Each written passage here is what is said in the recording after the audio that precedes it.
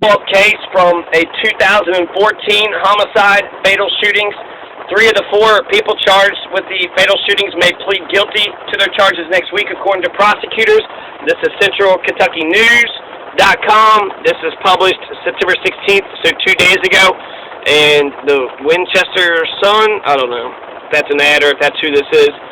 Looks like it is. Okay, so during a hearing Thursday in Clark Circuit Court for Lillian Barnett, Assistant Commonwealth Attorney Heidi Ingalls said that she expected other 3 co-defendants, Christopher Robinson, Lamont Wilkerson, and Aaron Stailey, to enter guilty pleas next Thursday. The statement came after the case went through the felony mediation process, where a mediator hears from all participants in the case, attempts to reach an agreed sentence. Mediation, prosecutor says, successful Robinson, Stailey, and Wilkerson, but not for Barnett.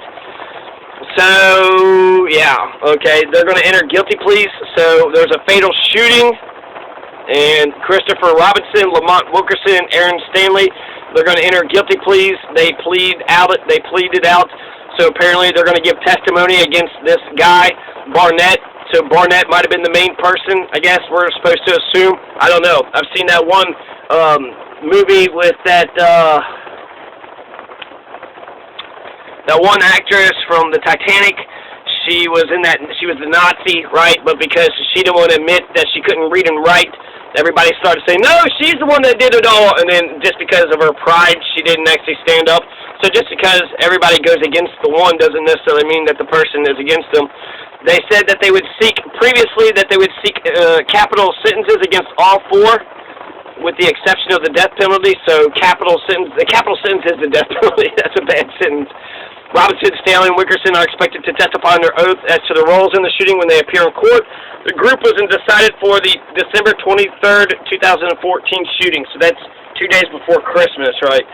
The death of 19-year-old Amber Caudill in an apartment complex at 250 Oxford Drive.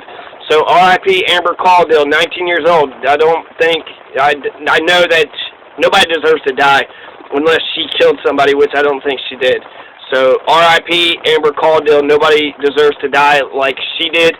250 Oxford Drive in, I guess, Winchester. And that's Central Kentucky. So police said Barnett drove the 3 men to the complex, dropped them off allegedly so they could steal drugs from Justin Meadows, who lived in apartment 47. Meadows told police 3 men wearing ski masks tried to force their way into his apartment. The 3 pushed the door open enough for Robinson to enter with a long firearm and fired at least 1 shot. Meadows said he returned fire, striking Robinson in the chest. So wait, what are they stealing? Steal drugs.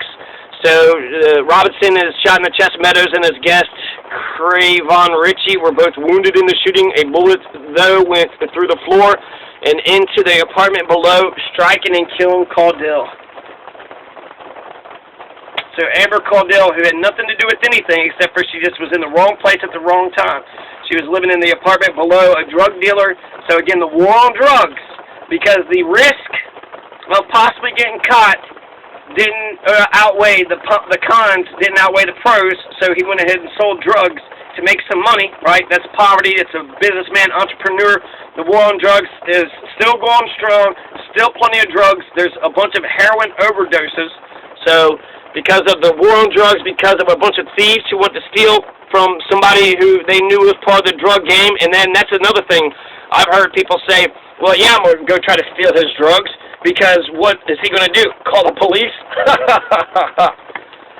If I was the police, yes, if you're stealing anything, because thou shalt not steal. Stealing is one of the worst crimes out there. So you steal property from somebody, you go into someone's house and you take the property, you're damn right, you're going to go down. And I would give a crap less if you got drugs. I would not care if you have drugs in your house. In fact, if you're shooting up heroin every day, I feel sorry for you. But if you're shooting up heroin every day and you're not robbing and stealing from other people, you're fine by me.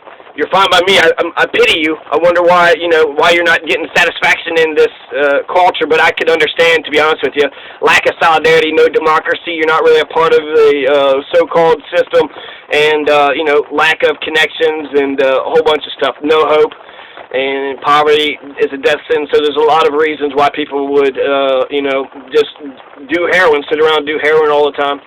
I'm kind of impressed with that, because where are you getting the money from? How can you just sit around doing heroin all the time? Is heroin that cheap?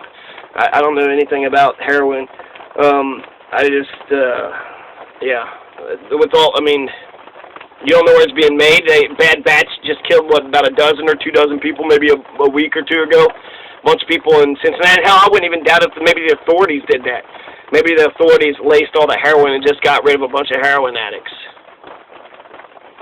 Meadows said he returned fire, striking Robinson in the chest. Meadows and his guest, Crayvonne Ritchie, were both wounded in the shooting. So the bullet went through and shot Amber Caudill, 19-year-old Amber Caudill, who was just downstairs, and the shot went through the floor and struck her, man. Talk about a messed up coincidence.